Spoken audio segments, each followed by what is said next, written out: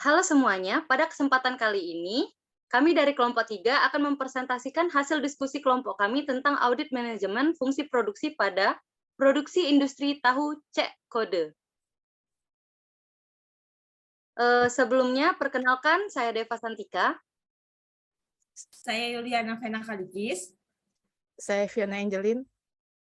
Saya Marcella Liu Josri. Pada audit produksi ini, kami akan menjelaskan tentang manfaat audit, tujuan audit, program audit, kesimpulan audit, serta rekomendasi. Manfaat audit produksi. Yang pertama, memberikan gambaran kepada pihak yang berkepentingan tentang ketaatan. Yang kedua, menentukan area permasalahan yang masih dihadapi dalam mencapai tujuan produksi. Yang ketiga, memberikan informasi tentang usaha-usaha perbaikan proses produksi. Dan yang keempat, menilai kekuatan dan kelemahan strategi produksi serta kebutuhan perbaikannya. Selanjutnya, tujuan audit produksi. Tujuan audit produksi ada 7, yaitu yang pertama, apakah produksi yang dihasilkan telah mencerminkan kebutuhan pelanggan atau pasar? Yang kedua, apakah strategi serta rencana produksi dan operasi sudah secara cermat menghubungkan antara kebutuhan untuk memuaskan pelanggan dengan ketersediaan sumber daya serta fasilitas yang dimiliki perusahaan? Yang ketiga, apakah strategi, rencana produksi, dan operasi telah mempertimbangkan kelemahan-kelemahan internal, ancaman lingkungan, eksternal, serta peluang yang dimiliki perusahaan? Yang keempat, apakah proses transformasi telah berjalan dengan efektif dan efisien? Yang kelima, apakah penempatan fasilitas produksi dan operasi telah mendukung berjalannya proses secara ekonomis, efektif, dan efisien? Yang keenam, apakah pemeliharaan dan perbaikan fasilitas produksi dan operasi telah berjalan sesuai dengan jadwal yang telah ditetapkan dalam mendukung dihasilkannya produk yang sesuai dengan kualitas, kuantitas, dan waktu yang telah ditetapkan? Yang terakhir, apakah setiap bagian yang terlibat dalam proses produksi dan operasional telah melakukan aktivitasnya sesuai dengan ketentuan serta aturan yang telah ditetapkan perusahaan? Selanjutnya, profil usaha. Warung Cek Kode merupakan salah satu perusahaan perseorangan yang bergerak dalam bidang industri di Palembang. Pabrik tahu Warung Cek Kode didirikan kurang lebih 20 tahun yang lalu oleh Pak Yanto. Awalnya, pabrik tahu ini hanya memproduksi dalam jumlah 25 kilo kedelai yang hanya bisa digunakan untuk memenuhi konsumsi dari masyarakat sekitar. Kemudian, semakin hari semakin banyak peminat yang masuk, maka jumlah produksinya pun makin naik sedikit demi sedikit hingga akhirnya bisa masuk untuk dijual di pasar. Kualitas yang selalu dijaga dengan baik oleh Pak Yanto ini justru membuat makin banyak konsumen yang menjadi pelanggan tetap. Pabrik tahu Cek Kode terletak di Jalan Putri Rambut Selako, Bukit Lama, Kecamatan Ili Barat 1, Kota Palembang. Program audit produksi. Berikut program audit produksi pada perusahaan tahu Cek Kode.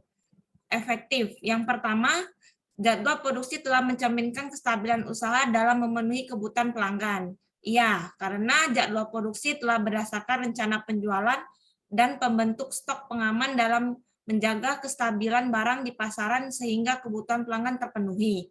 Yang kedua, memiliki kebijakan tertulis tentang pemanfaatan kapasitas menganggur jika dalam produksi tidak sesuai dengan basis full capacity.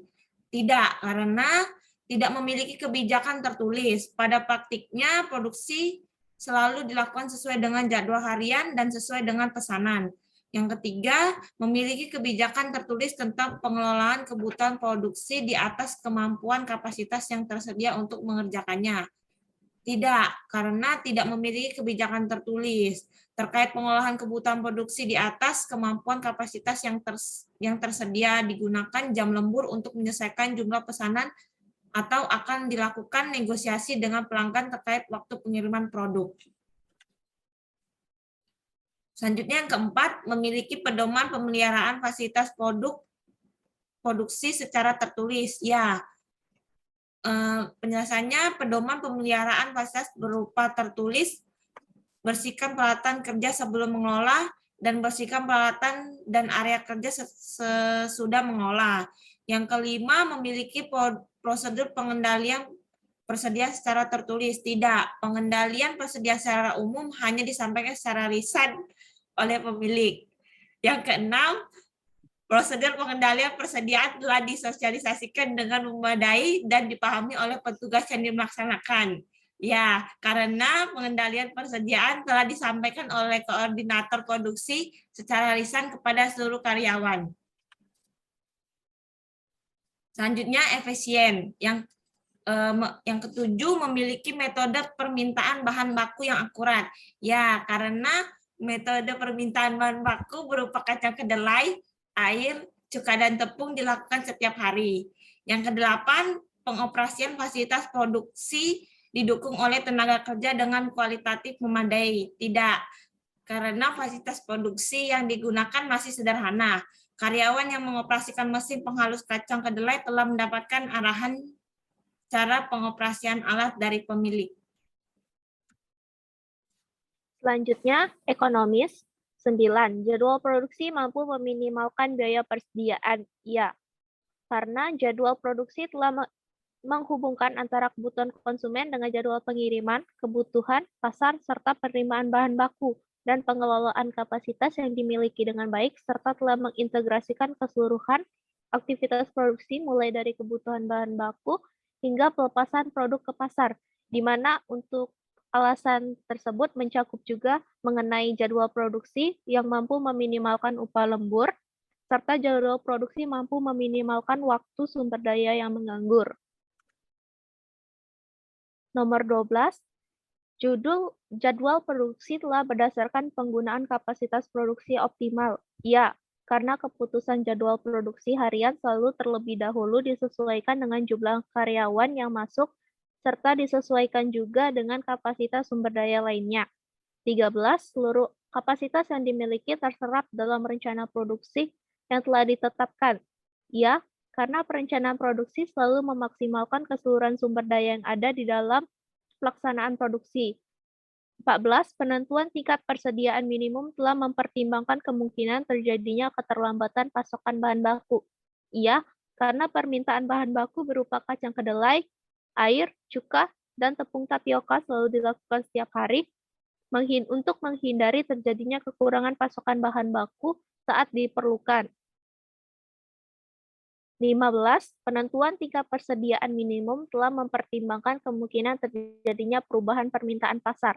Ya, karena kegiatan produksi dilaksanakan setiap hari untuk mempertimbangkan kemungkinan yang terjadinya perubahan permintaan pasar.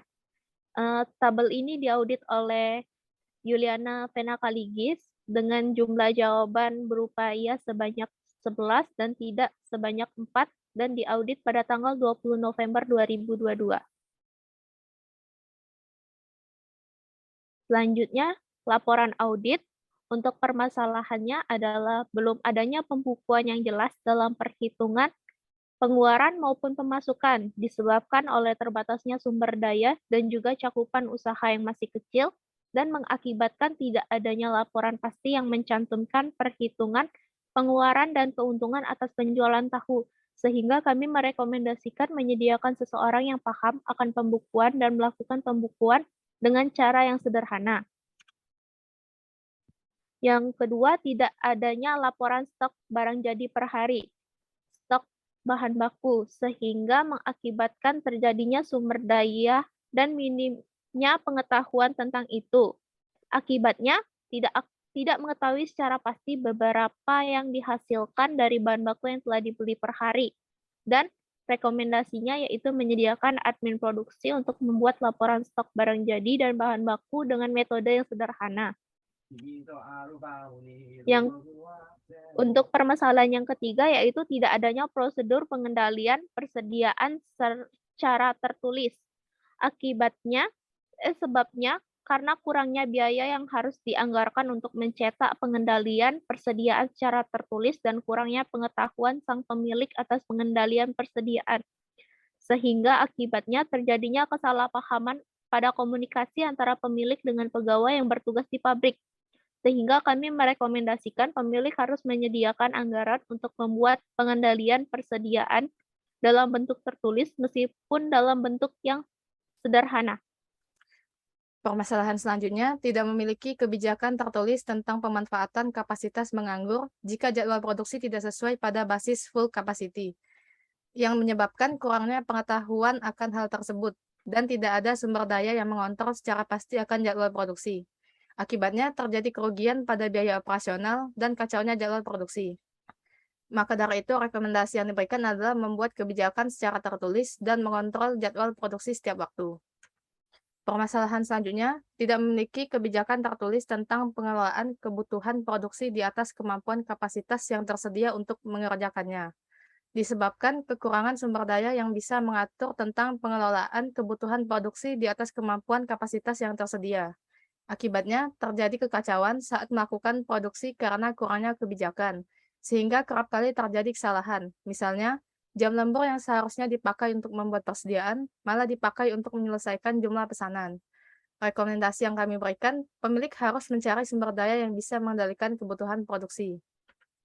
Permasalahan selanjutnya, pengoperasian fasilitas produksi didukung oleh tenaga kerja dengan kualifikasi memadai, yang disebabkan fasilitas produksi yang digunakan masih sederhana.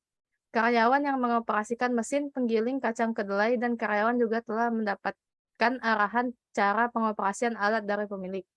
Akibatnya, mesin-mesin yang digunakan untuk produksi yang seharusnya bisa digunakan dengan maksimal, karena keterbatasan tenaga kerja yang memiliki kualifikasi baik, maka hanya bisa digunakan dengan optimal.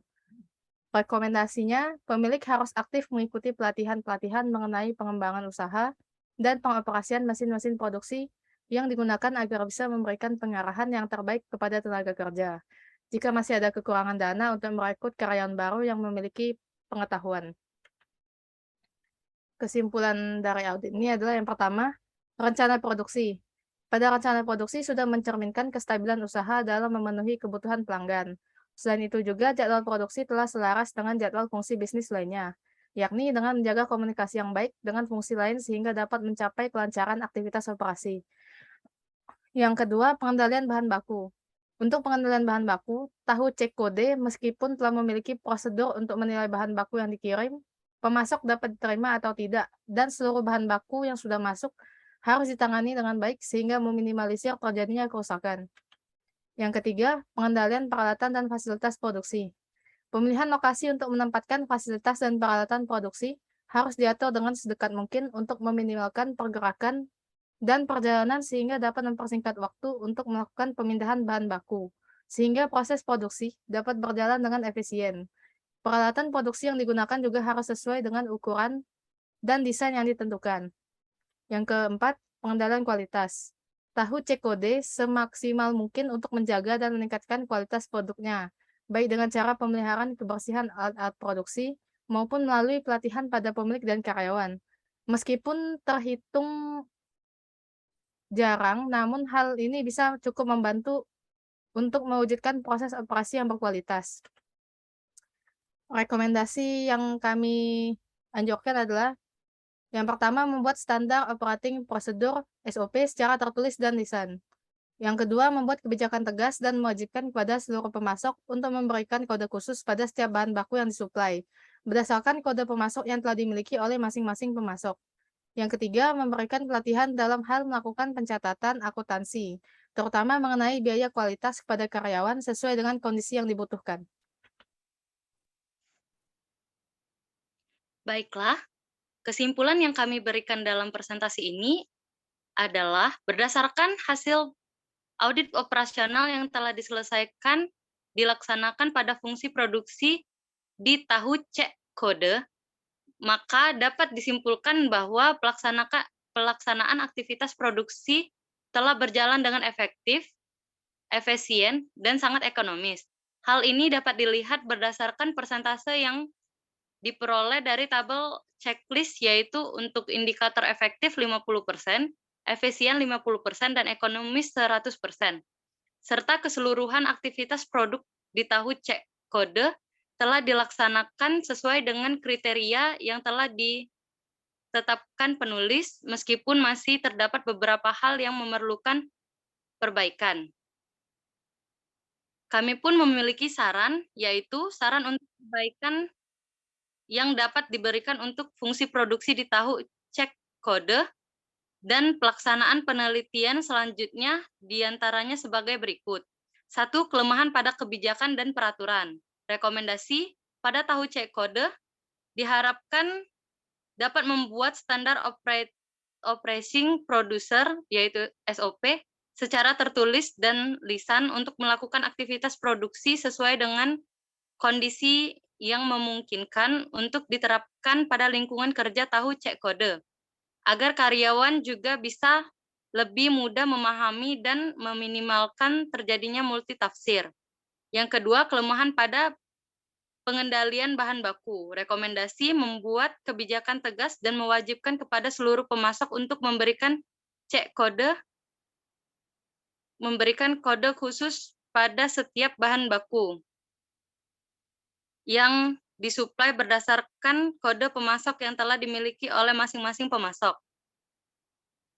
Yang ketiga, kelemahan pada sumber daya manusia. Rekomendasi pihak tahu cek kode bisa memberikan pelatihan dalam hal melakukan pencatatan akuntansi, terutama mengenai biaya kualitas kepada karyawan sesuai dengan kondisi yang dibutuhkan, dan pihak tahu cek kode juga bisa memberikan pelatihan-pelatihan tentang bagaimana cara pengoperasian alat-alat produksi agar bisa menjadi lebih optimal.